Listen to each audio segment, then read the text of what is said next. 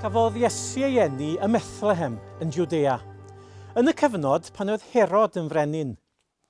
Ar ôl hynny, daeth gwir doeth o wledydd y dwyrain i Jerusalem i ofyn, ble mae'r un sydd newydd cael ei eni yn frenin yr Iddewon?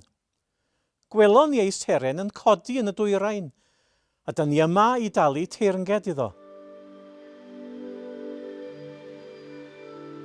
Pan glywodd y brenin Herod hyn, roedd wedi cynhyrfu'n lân. Roedd cynnwrf yn Jerusalem hefyd.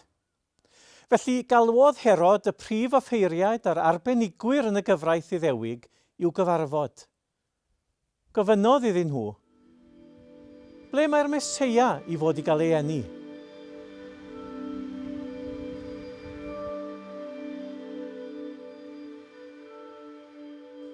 Y Methlem Jwda, medden nhw, dyna ysgrifennodd y proffwyd.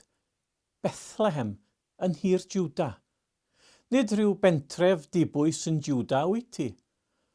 Oherwydd ohono ti daw un i deyrnasu. Un fydd yn fugail i arwen fy mhobol Israel.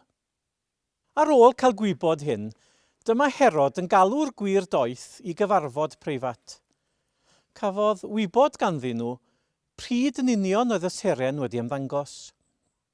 Yna dwedodd, ewch i Bethlehem i chwilio am plentyn, a gadewch i mi wybod pan ddewch o hyd iddo, mwyn i mi gael mynd i dalu teyrnged iddo hefyd.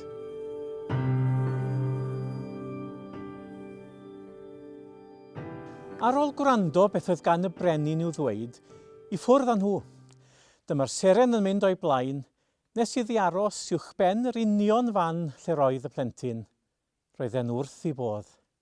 Pan eithon nhw mewn i'r tŷ, dyma lle roedd y plentyn gyda'i fam, Mair, a dyma nhw'n disgyn ar ei gliniau o'i flaen a'i addoli.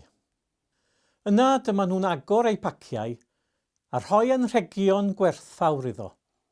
Aur, a thys, a myr. Rhybuddiodd Duw nhw mewn breuddwyd i beidio mynd yn ôl at Herod. Felly dyma'r gwir doeth yn teithio yn ôl i'w gwlad ei hunain ar hyd ffordd wahanol.